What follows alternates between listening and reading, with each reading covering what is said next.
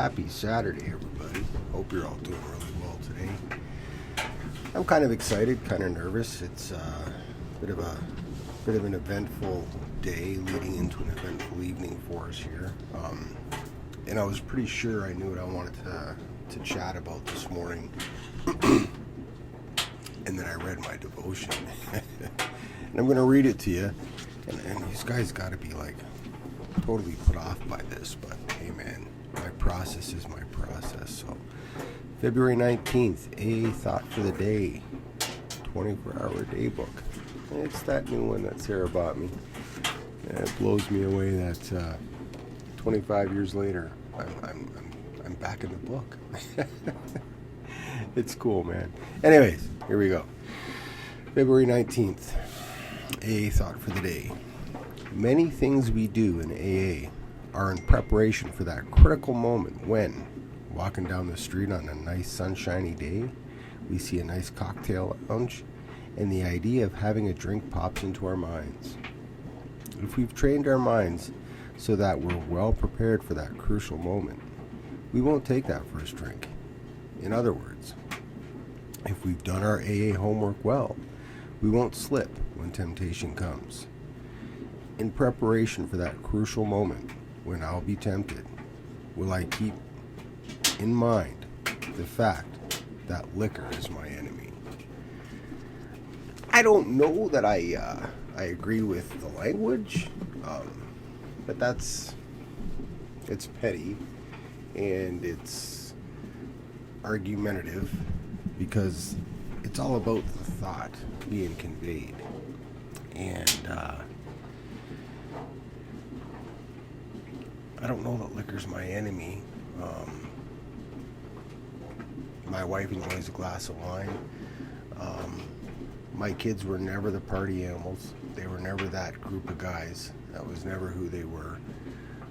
This whole basement space and all the music and movies and filming that's gone on here over the years is all because they were the kids that avoided the parties.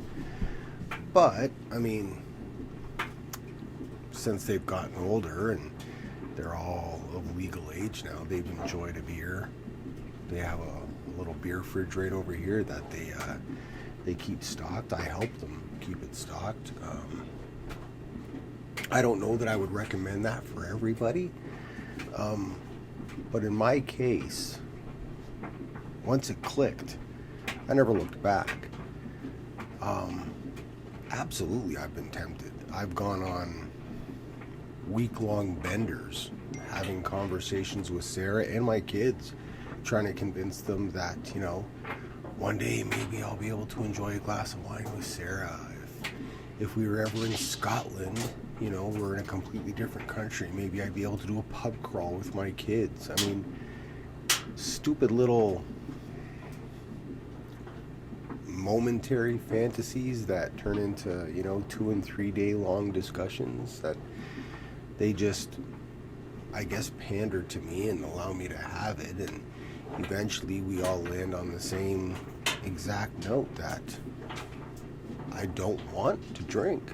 I don't ever want deep within myself to ever even consider any type of behavior that would land me back to that person I used to be. I say some pretty tough things when it comes to talking about that guy. And suffice it to say here that I am incredibly happy that dude is dead and buried. He's a treacherous POS, and I want nothing to do with him ever again. And I know the first drink is the one way back to him. And I don't want nothing to do with him.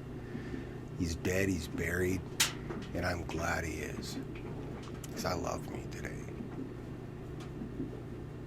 I'm here in this place right now, this thought trail, because later on tonight, I'm going to get a chance, all things go well, to see my kids play music again. And that's pretty amazing.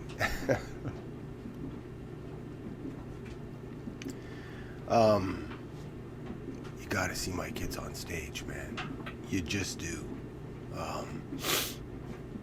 There's nothing like it. You've never seen anything like it. I don't care what concerts you've been to. I don't care what shows you've been to. I don't care what musicians you've seen perform. I'm not just some dad. I'm not just some marked out parent. I'm not just some hockey dad or football dad or baseball parent who is convinced my kid's going to make the big time. I'm not at all. When they suck, I tell them they suck. And they do, often. But when they hit the stage, something special happens. And that's just, for me, a music fan. It's remarkable. The last time I saw them would have been at this exact same venue. And that's probably over a year ago. And tonight's just a little, probably 40-minute banger of a set. And they've got some brand new music that they've been recording that's going to make its appearance tonight. But these venues are rife with people partying and having a good time and drinking and getting bent. And one of the interesting things for me, and I look back and I recognize that everything happens for a reason, is that I've never looked back. Once it clicked, there's never been any overwhelming temptation to go backward. Like I said, I mean, I've had those stupid little thought trails that have percolated here and there, and they've always amounted to the same thing. And that's night and day difference from the actual craving that a lot of us struggle with. And the blessing for me has been that I've never had to deal with that. Once it clicked, it clicked. And that has allowed me to be the person I am today. And I can go into these places, I can frequent them, I can have alcohol in my home, I can do a lot of remarkable things that most people in my position in recovery, living a sober day at a time, just can't do. And I'm so grateful for that. My motto has always been in these situations that I stay sober so you don't have to. It's cool. Some of the friends that I've made in town recently in the last few years, that's my motto with them. I stay sober so you don't have to, man. Don't worry about it. I got you. I'll get you home safe.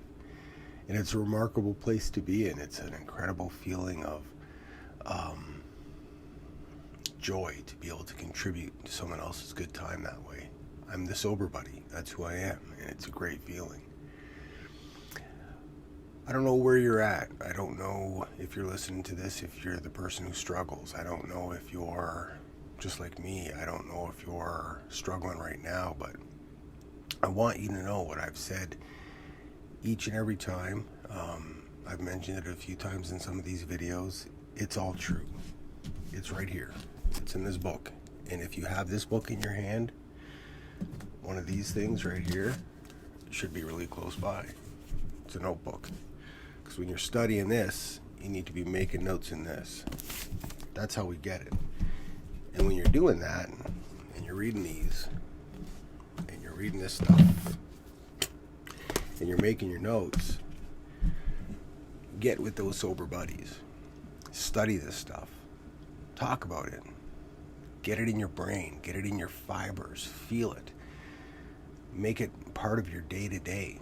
Just the struggling and the learning and the epiphanies and the newfound wisdom. Make it part of what you do. Get out and get active. And while you're getting active, bring your sober buddy and talk about this stuff and study it and learn it. Understand the history. Understand the process. And I'm here to tell you that one day you'll probably be right where I'm at right now. Getting ready to head off to see my kids tonight. Play some music. And what a blessing, man. So I'm going to leave it there. I'm going to watch it back. Hopefully it's been cohesive. And we can put this one in the books. And tomorrow's Sunday, which means we're at the beginning of a brand new week, guys. So thanks, man. I really appreciate you guys showing up and checking these things out. And it works if we work it, man. It does. It works if we work it, and I'm living proof, because I have no other explanation as to why I can enjoy the evening that I'm going to look forward to tonight, God willing, other than I've done the work, and you guys are the people that have helped me and supported me along the way, so I'm grateful for that. Hitting the stop button, and I'm wishing you the best weekend. Take care, guys. Bye.